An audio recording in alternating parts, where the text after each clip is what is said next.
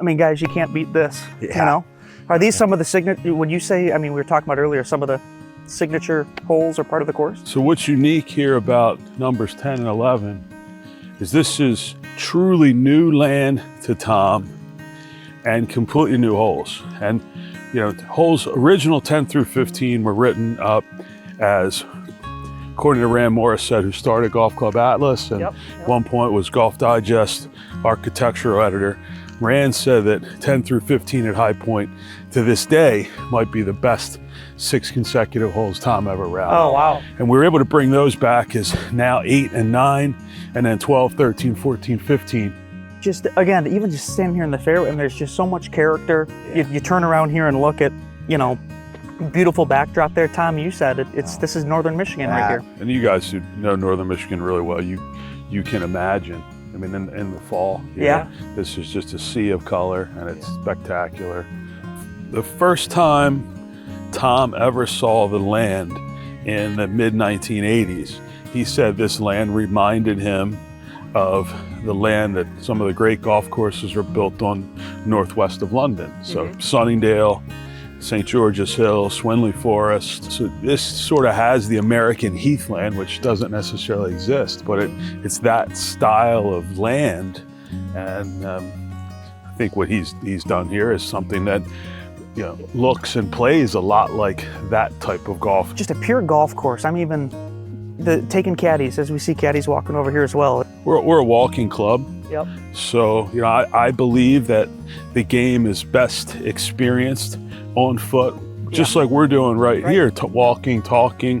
You know, when you walk with caddies, you wind up talking with each member you're forcing. By the end of the round, I've not only learned about my 3 playing partners, but talked to both caddies and learned a little about them and their life. And it's part of what makes this game special. It's a sport of a lifetime. It's a great way to get to know people. You know, walking a golf course is certainly not going to shorten your life. If it's going to do anything, it's going to extend your life. Yeah. It's hard to beat, to have something that is this caliber, but that's 15 minutes from town, 15 minutes from Traverse City, but also 15 minutes from an airport that services commercial and private aviation. It's super accessible. Ton of great views out here and great shape too, you know? It's certainly coming along, and I give Dan and his team, Chris Danbrook, who's our golf course superintendent under Dan Lucas, director of agronomy. You know, those guys are a dynamic duo, and the work they've done here and the conditions that we've already delivered are fantastic. So very proud, and they're only going to get better each day. So when I think of Northern Michigan, I think views like this, property like this, and we just have a fantastic golf course here. That's just, it exceeded my expectations, and that doesn't happen very often. We talk about High Point being the high point of golf from a, you know, hey, great club perspective, but what about all the elevation here, dude? Well, from the highest point to the lowest point on the golf course, you've got 105 feet of elevation change. Oh, wow. Okay. But you know, in my opinion, and I've played it quite a few times, you never really feel the elevation change. Like 4, for instance, when you get down to that approach complex and you look back up toward the clubhouse way back in the distance, you realize how downhill you've come. But here, there's no extreme elevation change. It's kind of, you know, like we mentioned, you walk up to 8T, you walk up to 13T, and then kind of the down is gradual. But it certainly makes the game interesting and makes for some unique bounces day in and day out. I love that little halfway shack, and this is a great hole as well.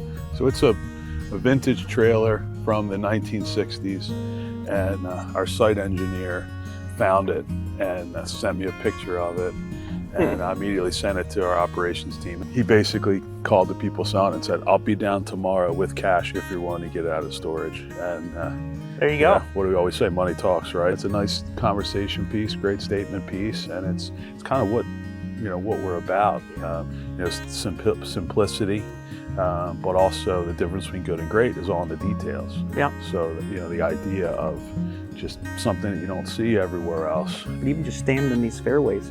I remember we were at the U.S. Junior Am last year at Oakland Hills, and we was actually talking to Charlie Woods a little bit, and he was talking about playing in Florida and how it's all flat. Yeah. And he was like, I can't believe even these fairways are so much different in Michigan, and Northern Michigan here, you notice stuff like that playing everywhere, and I'm sure the national membership appreciates the different landscape like that. Absolutely. I mean, there's guys that, we've got some Florida guys that were close to me that the first time they ever came to Northern Michigan was summer of 22, and we're trying to get this thing through entitlements and appropriations, and these guys knew me, they wanted to be a part of it, and I said, well, what do you think of Michigan? They said, never been. And I said, well, before you commit, why don't you come up? And I can tell you that there were 7 guys that took that trip with me, and 6 of them are our founding members and the others are national members. It's awesome. No, that's great.